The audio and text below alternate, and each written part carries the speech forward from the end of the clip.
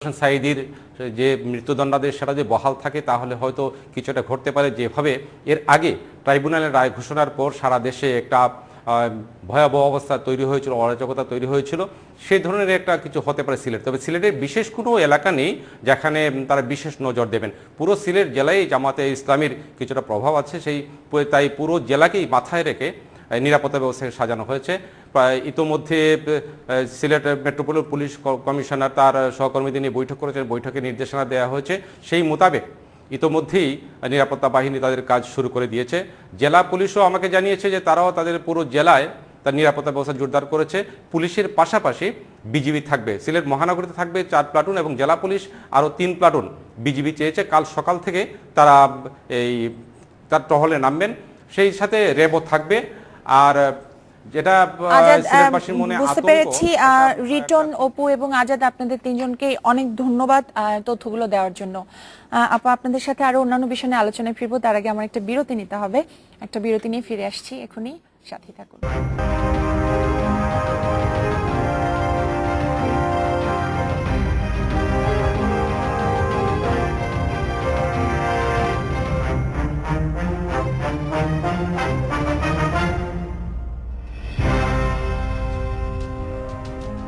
স্বাগত আরো একবার, আপনারা দেখছেন বাংলাদেশ এখন। আপা, আরেকটি খবরের দিকে আপনাদের দৃষ্টি আকর্ষণ করতে চাই, সেটা হলো ছাত্রীকে যৌন হয়রানির অভিযোগে ঢাকা বিশ্ববিদ্যালয়ের এক অধ্যাপককে সাময়িক বরখাস্ত করা হয়েছে সিন্ডিকেটের পক্ষ থেকে, এবং ছাত্রীরা এখনো আসলে আন্দোলন করছে যে তাকে যেন পুরোপুরি বহিষ্কার করা হয়। এই যে বিশ্ববিদ্যালয় প্রশাসন যে উদ্যোগ নিয়েছে এই ঘটনার প্রেক্ষিতে, সেটার সম্পর্কে আপনার ব্যাখ্যা কি, সেটা নিয়ে আপনার ব্যাখ্যা কি? প্রথমে আমি বলতে চাই যে আসলে একটা পুরুষতান্ত্রিক সমাজে নারী হিসেবে বেড়ে ওঠার কারণে যৌন নিপীড়ন এবং ধর্ষণের মতো যে জঘন্য অপরাধগুলো এই কাঠামোর ভেতরে ঘটে, এর সঙ্গে নারীরা পরিচিতই হয়ে যায়।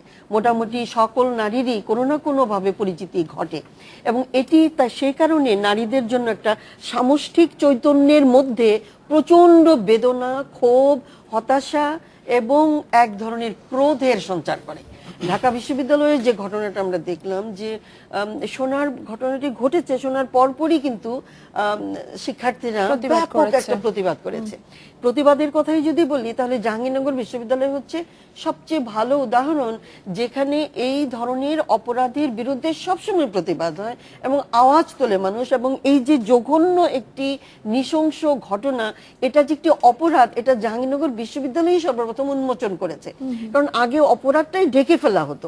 এখনো আমরা লক্ষ্য করছি কিন্তু যে প্রশাসনের দিক থেকে একটা টেন্ডেন্সি যে অপরাধটা যেন ঢাকা পড়ে। তবে এটা ঠিক যে অপরাধের জন্য যদি অভিযোগ আসে তাহলে সেটা তদন্ত হতে হবে এবং যথাযথ তদন্তের পরই বিচারটি হবে। কিন্তু দেখা যাচ্ছে যে আমাদের জাহাঙ্গীরনগরে যখন আমরা যৌন নিপীড়ন বিরোধী একটি নীতিমালা ড্রাফট করলাম, সেটি অনেক আলোচনার পর হাইকোর্টে গেল। হাইকোর্ট অর্ডার করলো সকল প্রতিষ্ঠানে এই নীতিমালা যেন বাস্তবায়ন হয়। জাহাঙ্গীরনগর শুরু করেছে একটা সেল গঠনের কথা হয়েছিল, কিন্তু সেল গঠনের পরেও ফার্স্ট কেসটি জাহাঙ্গীরনগর বিশ্ববিদ্যালয়ে ছিল, কিন্তু সেখানে আমাদের অভিজ্ঞতা খুবই মন্দ। কারণ এই কারণে মন্দ না, সেলে দেখা গেল যে যখন এটা একটা প্রাতিষ্ঠানিক রূপ পেল, তখন এটা প্রশাসনের খপ্পরে পড়ে গেল, এবং সেই ব্যক্তিরাই এই সেলে বসলেন যারা কিনা প্রশাসনেরই নিজস্ব লোক।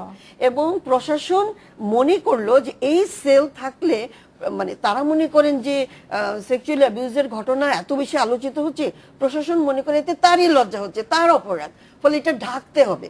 মানে প্রধান ইন্টেনশন হচ্ছে এগুলো ঢেকে দেওয়া। আপনার কাছে এই বিষয়ে আমার প্রশ্ন, যে ঢাকা বিশ্ববিদ্যালয়ে কি এই সংক্রান্ত সেল আছে?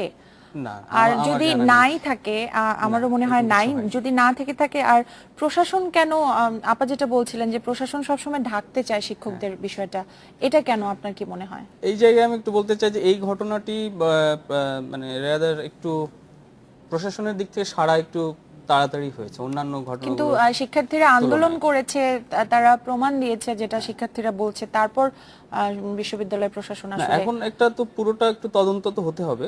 আপাতত যে ডিসিশনটা দেওয়া হয়েছে সেটা ওই দিনই সন্ধ্যায় সিন্ডিকেটে একটা ডিসিশন এসেছে, সাময়িকভাবে বরখাস্ত করা হয়েছে।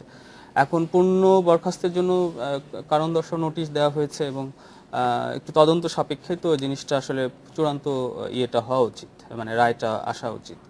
কিন্তু আমার যেটা একটা অবজারভেশন হলো যে এরকম ঘটনা আমি শুধু এই ঘটনাকে দিয়ে যদি বিচার করতে যাই তাহলে কিন্তু সামগ্রিক চিত্রটা আমরা পাবো না।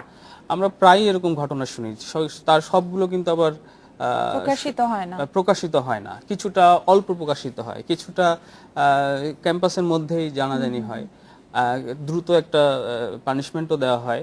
কিন্তু বেশিরভাগ ক্ষেত্রে যেটা হয় যে এটা অনেক ক্ষেত্রে ডিপেন্ড করে যে প্রশাসন কিভাবে রেসপন্ড করছে, এটা ডিপেন্ড করছে যে কার বিরুদ্ধে অভিযোগ, তিনি প্রশাসনের কতটুকু ঘনিষ্ঠ কিংবা কতটুকু তার দূরত্ব। তো আমি যদি ভুল না করে থাকি, আমি যতদূর জানি বা শুনেছি যে এই এই এখন যিনি অভিযুক্ত তিনি এই প্রশাসনের সঙ্গে মানে মানে মানে রাজনৈতিকভাবে যুক্ত নন, মানে বলা যায় যে আরো স্পষ্টভাবে বললে তিনি সাদা দলের সঙ্গে যুক্ত বলে আমরা শুনেছি বা জানি। আপনি কি বলতে যাচ্ছেন যে তার কারণে খুব তড়িৎ আমার সিদ্ধান্ত তাই নিয়েছে ধারণা। এটা প্রশাসন? যদি নীল দলের কেউ হতো তাহলে এই এই ঘটনাগুলো যতটুকু রেজাল্ট পাওয়া গেছে ততটুকু হতো না আমার ধারণা। এবং এই এই এই ঘটনাটি ছাত্রছাত্রীদের রেসপন্সও বেশ তড়িৎ ছিল, ফলে এটা মানে অনেক বেশি প্রকাশিত হয়েছে তাদের আন্দোলনের মধ্য দিয়ে। কিন্তু আমি এখানে বলতে চাই না, মানে কারণ পুরো ব্যাপারটা আসলে অস্বস্তিকর এবং দুঃখজনক, নিন্দনীয়। এবং এতে হয় কি, যেটা খুবই একটা জায়গায় আঘাত পড়ে, সেটা হলো যে শিক্ষক এবং শিক্ষার্থীদের যে সম্পর্ক, সহজ স্বাভাবিক যে সম্পর্ক, যার যার জায়গায় যে যার মতো করে মানে অবস্থান থাকবেন, এই স্বাভাবিক সম্পর্কটাকে নষ্ট করে এই ধরনের ঘটনাগুলো। শহীদ ভাই, আপনার কি মনে হয় এই ধরনের ঘটনার ফলে স্যার যেটা বললো যে শিক্ষক শিক্ষার্থীর সম্পর্ক নষ্ট হচ্ছে কিনা, এবং আসলে উচ্চশিক্ষা প্রতিষ্ঠানে নারীরা কি নিরাপদ না, এই প্রশ্নটা এসেই যায়? আসলে বিষয়টা হচ্ছে যে উনি যেটা বলছেন যে শুধু ঢাকা বিশ্ববিদ্যালয় কিন্তু না, অন্য অন্য বিশ্ববিদ্যালয়, এমনকি স্কুল পর্যায়ে বিভিন্ন স্কুলের থেকে এরকম অভিযোগ পাওয়া যাচ্ছে। কিছু কিছু ক্ষেত্রে বিচার হচ্ছে, হচ্ছে, কিছু ভিডিও প্রকাশ হয়ে যাচ্ছে, ইত্যাদি ইত্যাদি, প্রতিনিয়ত আমরা এগুলো দেখতে পাচ্ছি। এটা হ্যাঁ, শিক্ষক শিক্ষার্থীর যে সম্পর্কটা, যে পবিত্র সম্পর্কটা, সেটা তো নষ্ট হচ্ছেই। তার পাশাপাশি এটা আপা যেটা বলছেন যে আমাদের সমাজের যে পুরুষতান্ত্রিক সমাজ ব্যবস্থা, পুরুষতান্ত্রিক মানসিকতা এবং মেয়েদেরকে যে শুধু ভোগের পণ্য বা ভাবে দেখা, এই মানসিকতার জায়গাটা যদি পরিবর্তন না হয় তাহলে আসলে আইন করে বা আইনি ব্যবস্থা দিয়ে শুধু এগুলো করা যাবে, নিয়ন্ত্রণ করা যাবে না।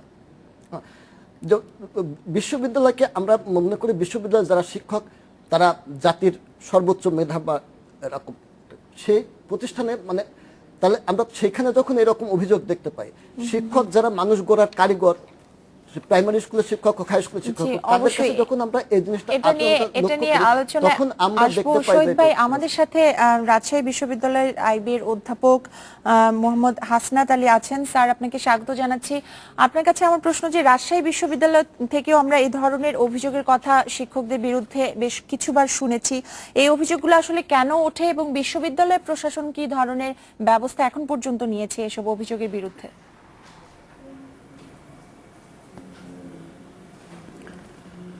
না, ধন্যবাদ আপনাকে।